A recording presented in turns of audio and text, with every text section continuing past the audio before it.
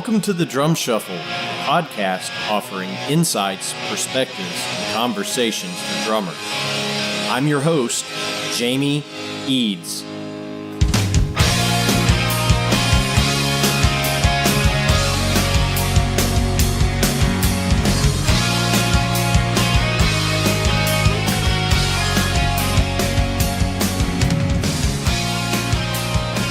Hey, how's it going out there, everybody? Welcome to the Drum Shuffle. Jamie Eads joining you as always. This is episode 63. I sincerely hope everybody's having a great week out there. Welcome to the month of April. It is starting to be spring, liking that quite a bit. It's almost spring and summer festival season. So everybody's going to be really busy with the gigs coming up here.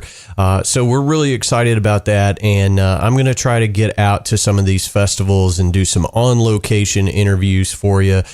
So be looking forward to that.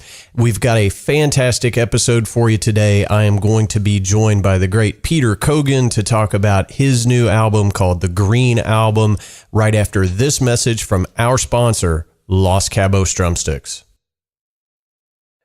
The best kept secret for drummers is finally out. Los Cabos drumsticks may look like the sticks you grew up with, but these are not your father's drumsticks.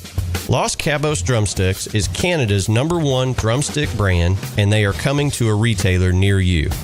With operations in over 28 countries worldwide, thousands of drummers have already discovered the Los Cabos difference. Using FSC certified wood from Canada and the US, Los Cabos make the finest quality drumsticks, percussion tools, and accessories on the market. The best news, Los Cabos Drumsticks offers you a ton of choice. They have 22 individual drumstick models and 14 percussion tools, many of which are available in 3 different wood types: maple, white hickory, and red hickory. Red hickory comes from the center or heart of the hickory tree and has been independently proven to be both stronger and more elastic than white hickory without adding a lot of weight. While most drumstick manufacturers have shunned red hickory, Los Cabos Drumsticks has embraced it, becoming the only established stick brand in the world to offer a full line of red hickory drumsticks. To learn more about Los Cabos Drumsticks, visit them online at loscabosdrumsticks.com. Follow them on Facebook, Twitter, or Instagram, and don't forget to ask for Los Cabos Drumsticks at your favorite retailer. Dare to be different. Join the Red Hickory Revolution with Los Cabos Drumsticks. All right, guys and girls, as I mentioned, we're about to be joined by the great Peter Kogan in just a moment. Peter makes his home these days up in Minnesota and has just a ton of great classical and orchestral experience. He has played in Cleveland, Pittsburgh, Honolulu, and now in the Minnesota Symphony Orchestras. Has just a resume that is incredible. When he was a younger man, played with Bo Diddley, Lightning Hopkins, the Drifters, just tons and tons of great experience, and has just a fantastic new record out called The Green Album with his band that he put together that he calls the Monsterful Wonderband, which I think is a fantastic name for a jazz ensemble. So without further ado, please help me welcome Peter Kogan to the Drum Shuffle. Good evening, Peter. How's it going? Pretty good. A lot of snow on the ground, a lot of snow in the air, but we're used to that out here. Yeah, for sure. Well, hopefully you're in a warm spot for our chat, and thank you so much for taking the time to come on the Drum Shuffle. We really do appreciate your time. My pleasure. Awesome. Peter, as is the tradition on this show, we would like to kind of go back to the very beginning, if you will, and you can spend as much or as little time on it as you'd like, but tell our listeners where you're from and how you ended up as a drummer to begin with. Okay. I was born in Yonkers, New York, where I spent my first few years. Grew up mostly in New Rochelle, New York, and by the time I was 5, I knew I loved music, and I would fool around we had a piano in the house, and I would just sort of fool around on it, compose a little bit on it without knowing what I was doing. And when I was 6, I started violin lessons. which was not atypical in my household. My brother was already playing piano and some cello. My older sister took up the flute. And I played violin for a few years in the elementary school orchestra. In those days, we had an elementary school orchestra. This was in New Rochelle, New York, where we had moved. And it had an elementary school band as well. And I was noticing some kids on the playground with drumsticks in their hands, and I got really intrigued. Now, my parents had lots of records around the house, including some old jazz records. There was a Fats Waller recording, and I just was really attracted to those drumsticks, and I wanted to do that. It looked like lots of fun to me. At that point, I was already playing a little bit of piano, too. In those days, you could get drum lessons from the band director of the school, public school. And he had a drum class, so I started doing that. And pretty soon I was playing, snare drum in the band, in the elementary school band. So the drums kind of stuck with you, more so than the other instruments. I think so, yeah. I mean, by the time I was 11, I decided I would quit the violin. I kept up the piano. I was very fortunate to be started getting theory lessons on the piano, keyboard harmony lessons. And around that time, my brother and sister both went to this music camp up in upstate New York. And of course, I wanted to be with them. I wanted to go with them, too. And as it happened, the drum teacher in that camp, believe it or not, was Saul Goodman, the famous timpanist of the New York Philharmonic. Oh, wow. And so I got a few lessons with him that summer, and he told my parents he would take me on in the fall. So he not only started me on the snare drum, but he also started me on drum set and showed me the basic ride cymbal beat and, 4 on the floor and 2 and 4 on the hi-hat. And I was into all of this stuff. So came the next fall, I started taking lessons with him like every 2 weeks or so. So he became my main drum teacher. That's fantastic. I mean, there's nothing better than having a world-class educator in your life as an early adopter of the instrument, no doubt. No question that I was extremely fortunate, extremely lucky to make that contact and have someone like that who was also extremely demanding. really had to be perfect every week. I could not slack off. He would just be very dismissive, and so it was either he loved you or he hated you. Sure. Well, I mean, I think all good drum instructors, it's that way.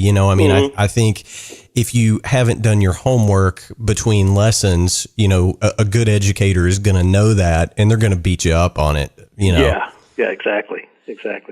So that was great, and at that point, I made a very interesting connection and was about 13 years old, again, following my sister to a music camp. Went to a music camp up in Stockbridge, Massachusetts, and the owner's stepson was the famous jazz bassist Chuck Israels, who ended up playing with Bill Evans and lots of other famous people.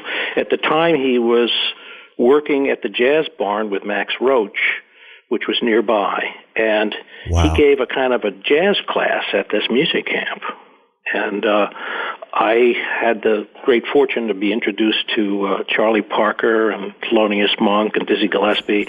I sort of knew a little bit about swing music, but hadn't really followed modern jazz at that point, so I became a fanatic at that point on contemporary jazz.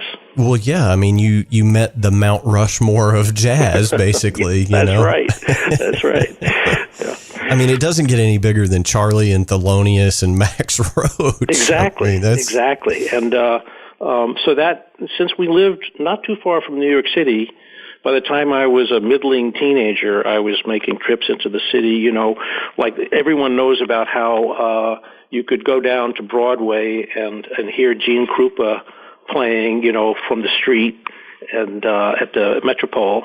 and you could just sort of stand outside and occasionally get a glimpse of him and hear him playing. And then you could get a non-drinking seat at Birdland if you were 16. I think we snuck in when we were 15, friend and I.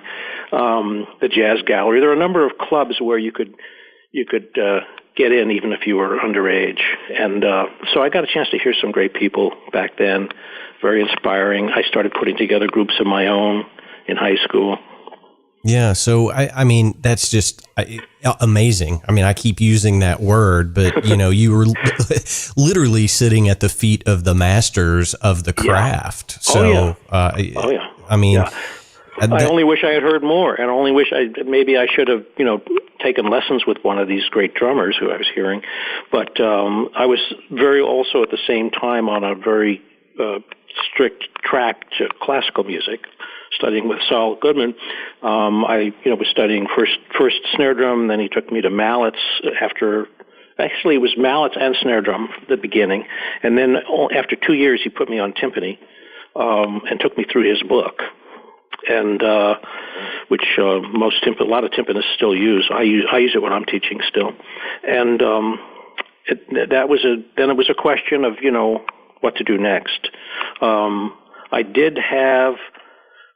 kept playing drums into my first couple of years at Juilliard. I was connected up with my cousin who was a blues guitarist, and he went on to form the Blues Project with some other people, which was a sort of a New York blues-based Chicago-style blues band. But after doing a few gigs with him, I decided to concentrate on classical music because it sort of requires that. And so I kind of put the drum set away for a while. Right.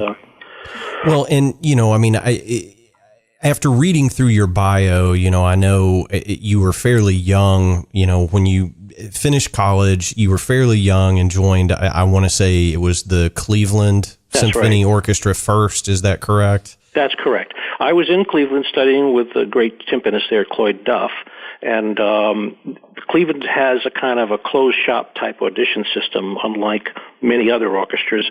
They would invite people to play. So since I was already a student there and had already played extra with the orchestra, they invited me to audition, and there were about 12 of us who were invited in, and I did manage to get the job. So I was finishing my school, and I was also playing fourth percussion in the Cleveland Orchestra, which was amazing. Yeah, well, yeah. It's like going into a well-oiled machine, which just can function. You just sort of have to fit in. Right. Well, amazingly disciplined group. Yeah, and your reading skills had best be on point as well. Oh, sure.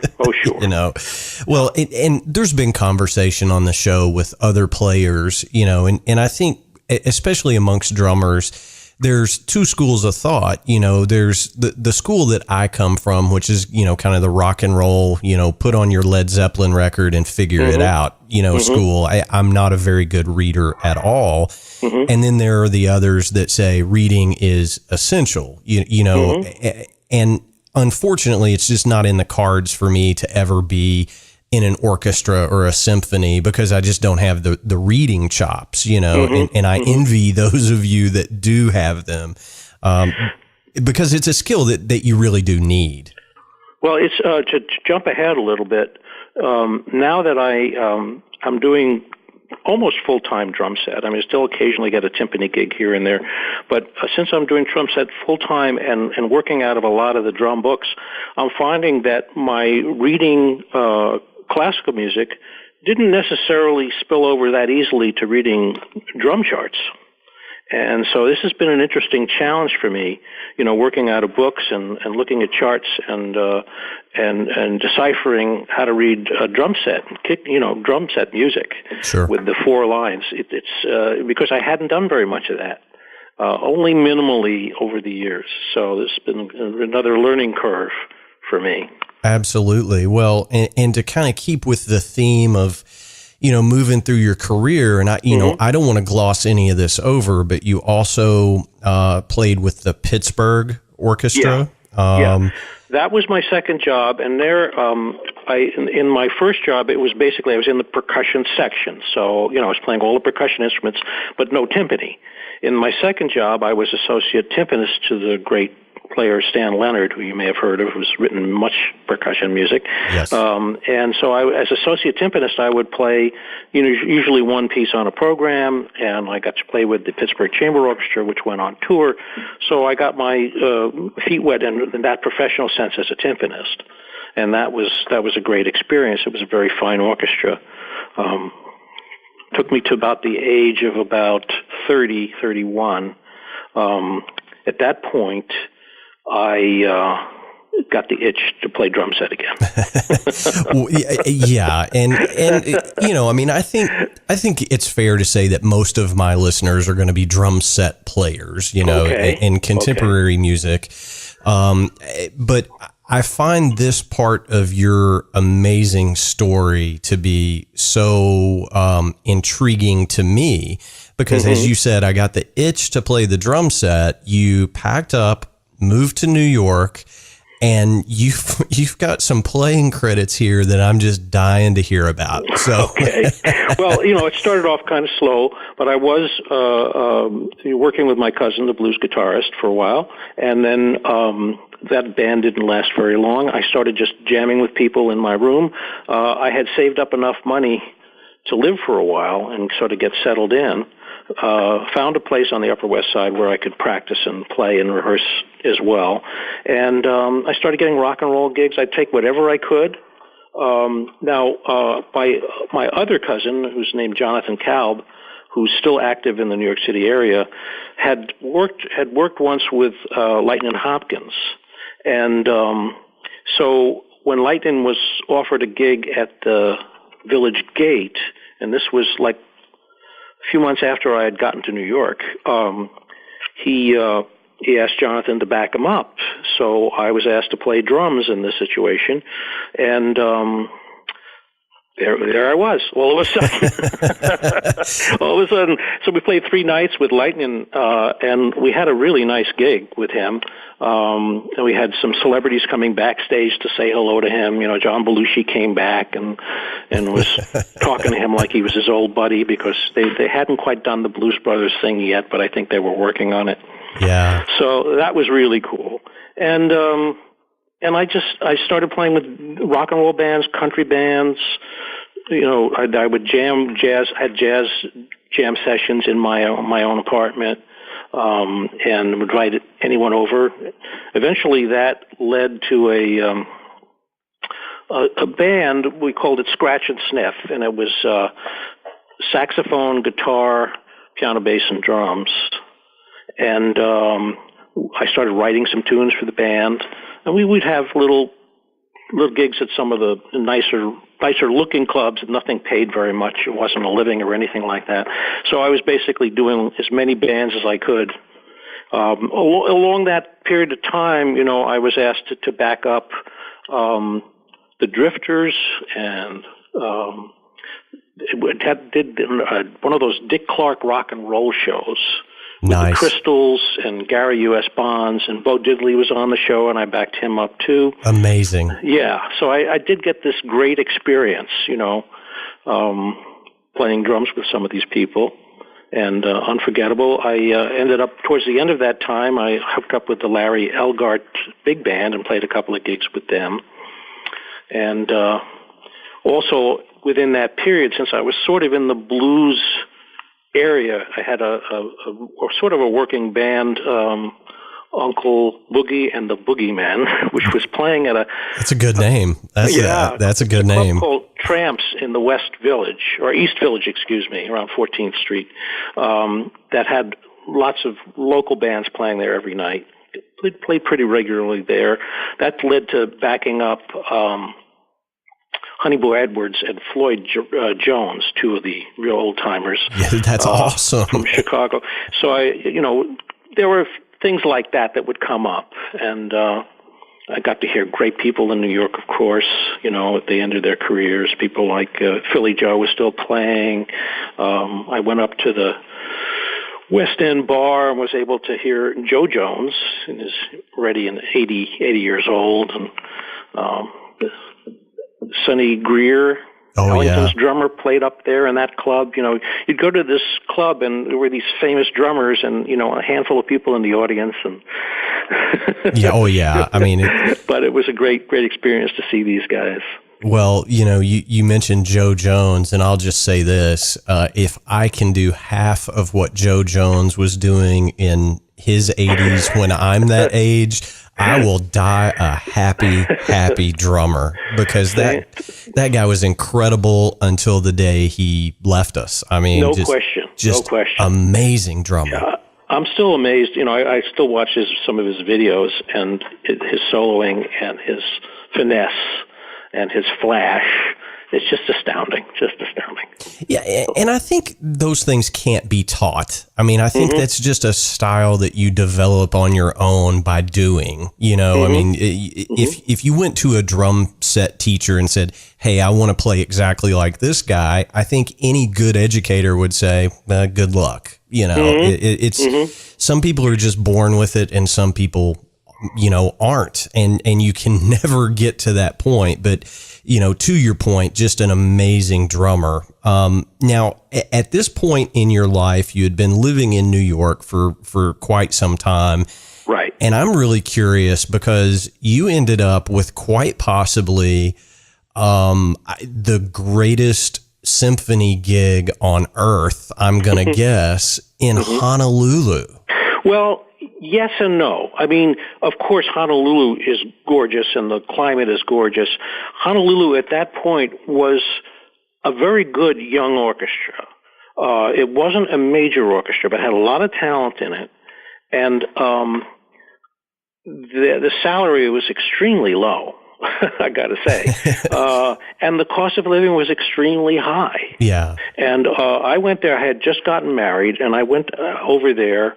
And we struggled to make a living there. My wife was pregnant, so she wasn't working. And I had a great time. I mean, I was playing timpani and drum set with the orchestra. Whenever they needed a drum set, I would do that. Conductor was fine. My colleagues were fine.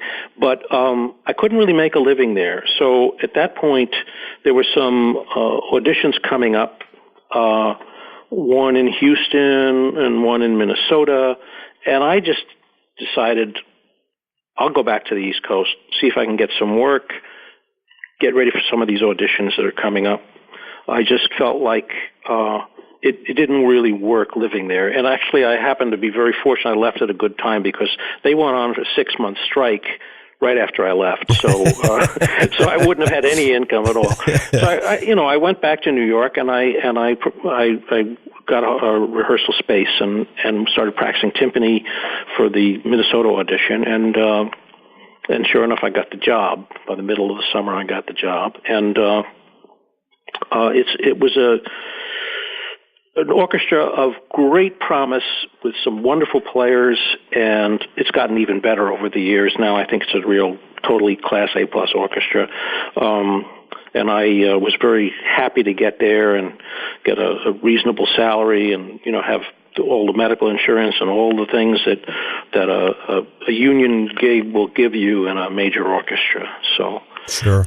It was a sort of a move, both for music, but also for my family, my budding family, you might say. So. Absolutely. Well, and you've stayed in Minnesota since that time. Yes, I have. I had a really nice career with the orchestra, and 3 years ago I retired, and I decided I should really explain this, since you want a little bit of chronology here. While I was in my first bunch of years in Minnesota, I was refining my playing as a timpanist. There's like an amazing learning curve when you're a timpanist in an orchestra. You can prepare all you want, but the first few years, as the repertoire is flying at you, there's a real steep learning curve. And once that was done, I started cruising along, and we were making recordings. You know, we were going on tour. It was a good life. I started missing playing drums again. Yeah. And we have a wonderful trumpet player in the Minnesota Orchestra, Chuck Lazarus, who's developed something of a reputation. He'd come from the Canadian brass, and he played some jazz and some funk, and he was asked to do small benefit concerts for the donors of the orchestra. And there was one occasion around 2008 when the regular guys who play in the percussion section of the Minnesota Orchestra could not make this engagement. You know, it's almost like a donor-type engagement where you donate your services. And he asked me to do it. He knew I had had some experience in New York and knew a little bit about that. And I had such a good time. I just started playing again after this one engagement, and I started revisiting my old music that I had written, and I started inviting people over to play, and set up a studio in my basement, set up the drum kit again, started practicing a little bit, and this led to my first album, which I think was 2013, was released, and it had all originals and used all my friends on it, and some really terrific local players. And then my orchestra was locked out. There was a 16-month lockout of the Minnesota Orchestra, which was not a strike. We were happy to negotiate, but the management was thinking otherwise. So I had a lot of time on my hands, and I started writing some more, and I started the process of putting out a second album. And so shortly after we started working again, that album came out, and then I started working on the third album. At that point, I was ready to retire. So I decided I would just do more full-time drum set playing, and started gigging around town and meeting more players, gathering ideas for my third disc, which just came out, as you saw. It was sort of released the end of last year, the beginning of this year. Yeah, well, and you know, I mean, that's a perfect segue, because I have spent about a week or so with the record. And, you know, a couple of things that I'm going to say right off the bat here is it is a perfect mix of your compositions and then, you know, some other artists, like there, you know, there's some great Charlie Parker stuff on there. It's just sonically so pleasing. And before we get into the nuts and bolts of the record, what kind of snare drum were you using? Because it sounds so incredible. That's the first thing that jumped out at me. I was like, man, that snare is great. I'm glad to hear that. Well, I used on a few of the tracks, I use this, it's like a 3.5 or 4x14 metal snare drum that I picked up, used, that it was inside. It says Wilson Drum Company, Chicago. Okay. Go figure. Yeah. It's a thin metal snare drum, but it has a wooden shell on the inside. So it's metal over wood. Okay. Only has 6 lugs. I used this on some of the tracks, and it's the brighter sounding snare drum. Okay. It's probably on the third track. On the quintet tracks, it's more likely to be heard there. Okay. On the septet tracks, I was using my Slingerland. I think it's the Gene Krupa model. It was a metal shelled snare drum that came with my 1972 Slingerland drum kit. That's the one I'm talking about. Yeah, I'm almost certain. The one. Yeah. And it is a great drum. You know, it hasn't got all the modern bells and whistles. I did modify it a little bit in that I put they call it a hoop on it. That's one of those pearl hoops. Like a super hoop or a die-cast hoop or something? Yeah, that's the word I'm looking for. It's a die-cast hoop. And I ended up putting a die-cast hoop on the top head of my toms as well. Okay. So that gave the snare drum it definitely gave it a lift. gave it a kick upward in terms of its punch, I think. Yeah, well, I mean, it just sounds fantastic. And so you said you set up a studio in your basement. So this is essentially a home recording? No, this is not a home recording. Okay, I was getting ready to say. A nice studio, a couple of nice places to record in Minneapolis. So most of it was done at a place called Wild Sound, which is which has an enclosed drum room and an enclosed room for the horns, and the piano and the bass are in the middle larger room, and then there's another room for the guitar, all with some visual contact. Most of the album, except for one tune, were done in that studio. I have a wonderful engineer who's a Grammy winner doing work with vocal groups, but he has a great ear, and I think that's one of the reasons why you're enjoying the sonority so much. The last track was done at a studio in Minneapolis that has a larger room, and that's the track El Rancho. So if you listen carefully, you can probably hear the difference in terms of it sounding a little more expansive. And that was great because I was in the same room with the piano and the guitar and the bass, and we had a little better eye contact and so on. So that being a fairly complicated tune. Sure. Well, again, sonically, the record just plays so well. I have really enjoyed listening to it. And, I'm going to let everybody in on the big secret here. It is Peter Kogan featuring the Monsterful Wonderband, which is the greatest jazz band name ever. I'm going on record right now, Peter, and saying, but it is called the Green Album. And that's right. There is a track on there that I'll let you explain it, but it really does sound like you're, when you listen to the song, you feel like you're on the beach in Hawaii. Yeah, it is the tune was actually written in Hawaii when I was there years ago. Oh, wow. I was working with the orchestra there. So it actually does come from there. It was just something I started fooling with at the piano, and I had held it onto it all these years, and a couple of years ago I wrote it out, and it turned into that tune. For a while I didn't know what to call it, and I knew that I wanted the album cover to be green, partly because the first album was blue and the second album was primarily red. So there you go. It was that silly. But this became the theme song of the album because Honolulu is definitely very green. So yes, it worked out that way. Well, the whole record is fantastic, and I referenced Charlie Parker. I think it's Moose the Mooch that's on the disc. It's fantastic, and thank you. All of it, Miles Back, fantastic track. The whole record is just it's wonderful. But tell our listeners a little bit about some of the players that you've got on the record with you, and how you put the group together. Okay.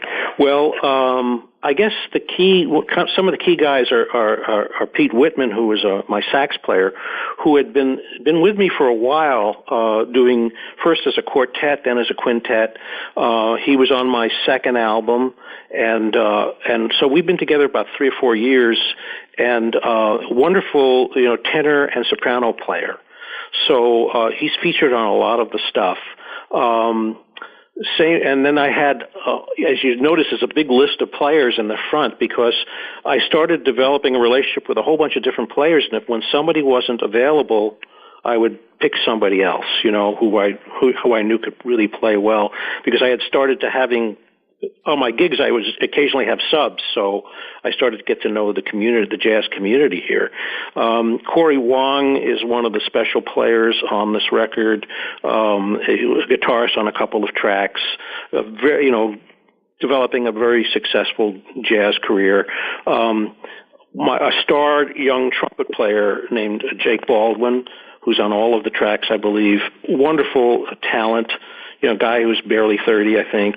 And then 2 wonderful trombonists, Scott Axter and Dave Graff, both wonderful players, busy around town.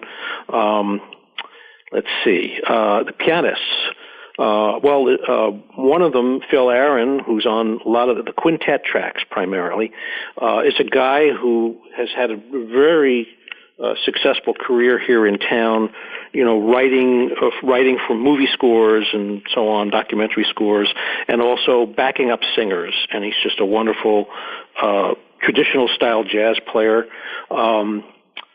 Let's see, Sean Turner, another player, a little less of a swing player and more of a contemporary groove player, is on a number of the tracks on keyboard. And a very young Indian-born, Indian subcontinent, named Kaviraj, is playing on the last track. And he kind of came in and with this very difficult chart, and he just nailed it. I thought he did a beautiful job. Had a whole bunch of wonderful bass players on this record. Yes, you did. Let's see, Jeff Bailey is on a whole bunch of tracks, a local guy who's played with everybody here in town, just a wonderfully solid player with a great tone. Gary Rayner is on there playing one track. He was the bass player for years on the Prairie Home Companion shoe band. It's, it was on every week on public radio. Yeah. Let's see, I think... Who am I forgetting? Like that. Just wonderful players from around town who were able to help me. Chris Olson, a wonderful guitarist, also on there. And there's a great drummer, conga player in town who is on the first track playing congas and an instrument called a hindawoo, which is kind of a whistle. And really what it was like a little empty liquor bottle, like from a hotel. And this guy, he came in and played congas and did a beautiful job on the first track and added this whistling at the end, which is almost like shouting into a little bottle kind of thing. But it's apparently a pygmy instrument. So he knew about this, and he just did it on his own. He said, let me try this on this track. And he added that in, so we love that. So that's about it. Chris Bates plays on the last track. He's been playing with me a lot ever since. Is one of the local jazz stars, and I've just been very fortunate. Well, I mean, it's just an incredible ensemble of musicians, and the thing that came across to me, and full disclosure, I'm not, I love listening to jazz, but I'm not very adept at playing jazz. But the thing that I always look for in jazz records is the energy, and it sounded like you guys were having a blast making this record. Well, it certainly was a blast for me. It's so exciting to, finally get the stuff down that you worked on and maybe played it live a few times, and you hope that it's just, you don't know what's going to happen in the studio, with jazz. It's not going to be the same every time. And, I was very fortunate. Like, the guys played great solos. They were totally committed. So I really, really lucked out. Well, I mean, it's just a wonderful album, and I'm going to recommend all of our listeners, check it out, and we'll have a link up and all that good stuff to our website. But it really is a good record, and everybody deserves to give it a listen for sure. Now, a couple of things that I want to touch on with you that we've mentioned kind of back a few minutes in the interview.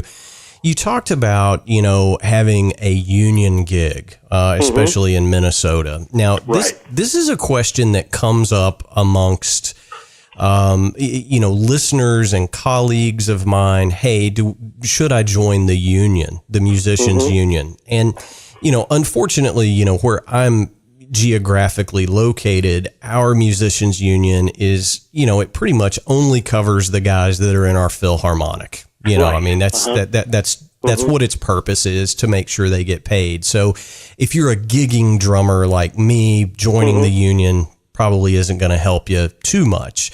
But Explain to other drummers out there what the union does do for you, and maybe touch on that a little bit. I think that would be very educational for us. Okay, I'm not a total expert on this, but it definitely, made my life so much easier.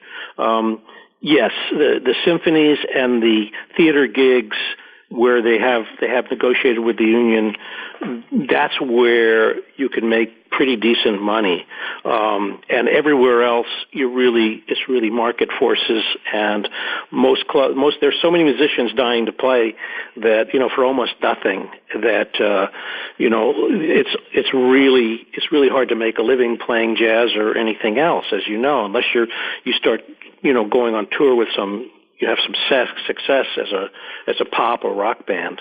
The jazz world is not a very financially rewarding field for people on the bottom and the middle. The orchestras negotiate their contracts. They have the unions protect them, and they also have a pension, which is, I think, the key advantage of being in the union, other than getting paid slightly more on the gigs. Is it adds to your retirement, and a lot of young players don't want to think about that. We don't think about that when we're younger at all. But it's amazing what it does for you when you reach the age where you want to take it easy or do something else. It's great. So if you get offered recording, major stuff where you start getting, vested into the union pension, I'd say go for it, and it'll really help you later on. And obviously, once you get involved with union work, if you're successful, you'll get more.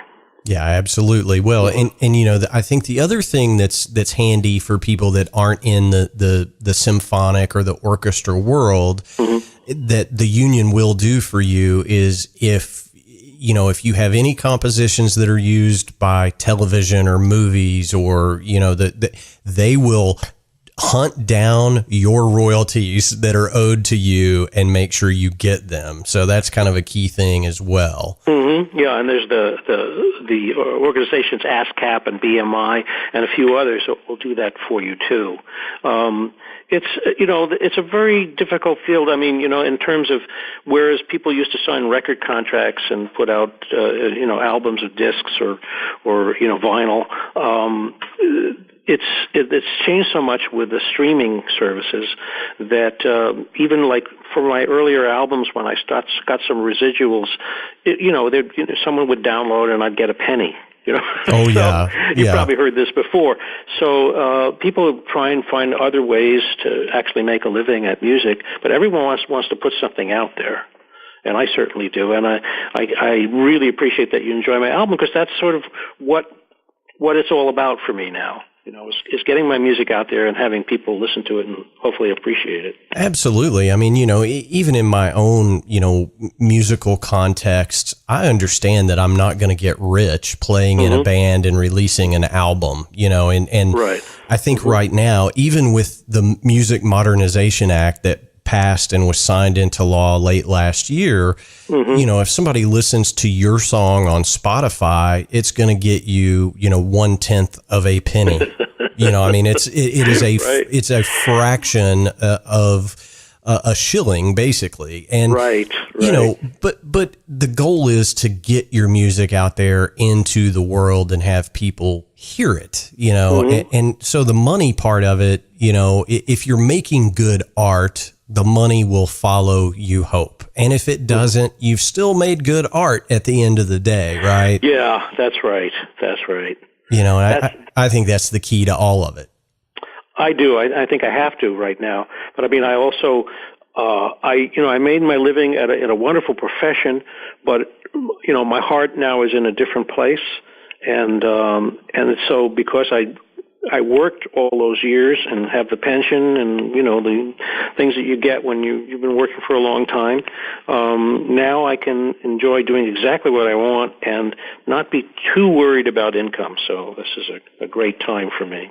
Absolutely. Well, and you said it a couple of different times in our chat, I started wanting to play drum set again. It sounds like at the end of the day, Peter Kogan is a drum set guy, and you just happen to veer away from it a few times, to feed your family, because right, that's right. It is hard to be a drum set player and make a living at it. You have to be very, very lucky. Now, are you still? You mentioned that you're still teaching, but I think are you still a professor at the University of Minnesota as well? I was never a professor. I'm what they call the affiliate faculty. Okay. But I do have 3 students this semester, which is delightful, and I've had a number of students over the last 10 years, some of whom have gone on to some good things, which is great, and I still coach at the Minnesota Youth Symphony, which where I coach, junior high school and high school kids on playing in an orchestra. And so that's still have my hand in, and I'm still. I got a call to play with the St. Paul Chamber Orchestra this May, which is delightful. I'll be doing some Haydn and Mozart, and that's right up my alley now. Just nothing too loud on the kettle drums. Right. So I've enjoyed that, and I enjoyed doing some of it. I do some early music gigs on timpani too. I build these little Baroque era timpani. They're copies of instruments from about 1700, and they're these little tiny kettle drums, and I play on those with a early instrument orchestra. That's a whole other field of music, really, and I got a kick out of that. And so generally, I'm looking forward to my next gig, which is in a couple of weeks. I have some gigs coming up with probably with the quintet. I can really decide on my own who's going to be playing. It depends who's available.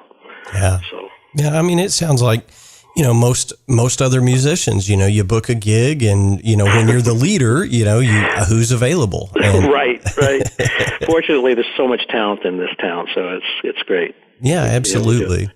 Well, one other thing that I'm curious about, and you can probably help me out and elaborate a little bit, but one of the themes of my show here is I want to show drummers that they don't always have to be a sideman. That's kind of how, historically and traditionally drummers have made a living, is they've attached themselves to a singer or a band or whatever the case may be. What have you learned from saying, I'm going to do my own thing, I'm going to be a band leader? Yeah, that's a very interesting question. One thing I learned is I had to be my own librarian and my own stagehand. I had to carry all the instruments. Of course, most drummers know that anyway, but I was in a very sweet spot with the kettle drums and the major orchestra where other people would carry the instruments.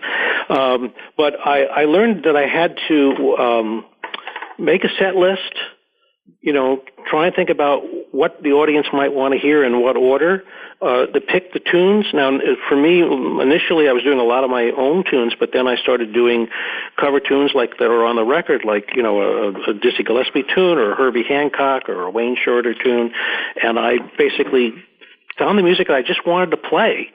And then I would try and put it into an order where an audience would enjoy the contrast and enjoy it. And it took a little bit of a learning curve there, but that's certainly part of it.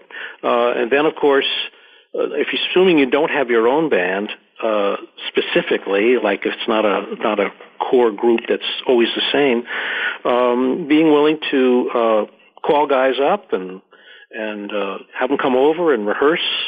And try and be a good leader. Try and be a generous leader, so that you don't get on people's nerves, you don't bug them, but you get the best playing out of them. And I've seen, people bullied in the music industry. So I've tried to take great pains to be the kind of guy people want to be around. Yeah, for sure. Well, and it shows on the album as well, because most of the time when you hear, okay, this is a drummer-led jazz record, you're going to get a 6-minute drum solo in every tune, right?